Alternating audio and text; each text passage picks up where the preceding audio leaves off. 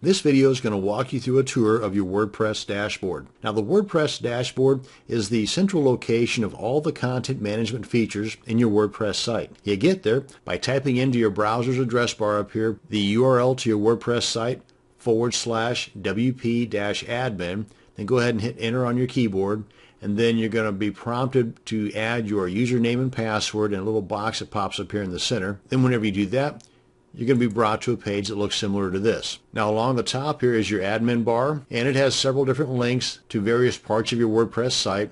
Over on the far left, you've got this icon here for WordPress, and if you hover over that, you get this little drop-down menu. Next to that is the title of your WordPress site and a little house-looking thing. If you click on that, or this link here, it says Visit Site. That's going to take you to your main page of your WordPress site.